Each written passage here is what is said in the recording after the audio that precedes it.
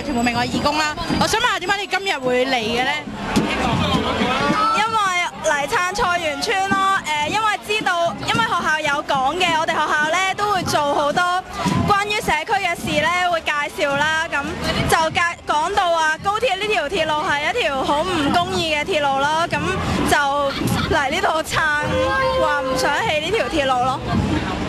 咁你係一個人嚟定係同啲同學一齊嚟㗎？成班咯，係啊係啊。你哋成班點樣知道呢一件事㗎？其實都係學校入面啲老師好多都係社區運動嘅老師啦，咁佢哋講俾我哋知啊咯，係啊。咁你哋成班一齊嚟啦，係淨係通過老師去講啊，定係你哋都有去嘗試了解呢一件事呢？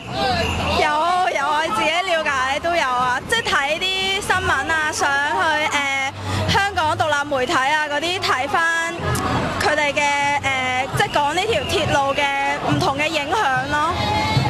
咁我想問下你覺得呢條鐵路對你哋有乜影響呢？哇！呢條鐵路，因為我哋讀藝術㗎嘛，咁佢就即係呢條鐵路咧會通去西九龍嘅，咁遲啲就西九文娛區啦。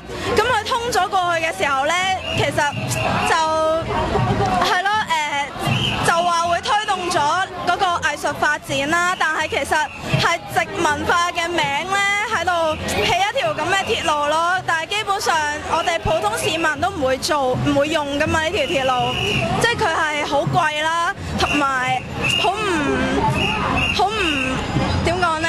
好唔就腳啊！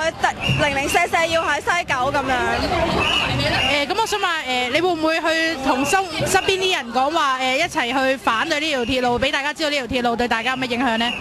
有啊，但係冇人疏我。我啲同學即係啲同年紀嘅同學呢，都會即係同年紀出面嘅朋友都會覺得係有助經濟發展嘅呢條鐵路。咁但係其實我哋知道唔係咯，呢條鐵路係高鐵呢，係全世界咁多條鐵路入面呢最貴嘅鐵路啦，呢條係，同埋咁多條高鐵呢，除咗日本嗰條之外，根本都唔會賺錢咯高鐵，所以呢就好唔，真係覺得係咯，好灰心啊！繼續努力，一定有人聽你講嘢。係，好多謝晒你嘅訪問啊，多謝晒。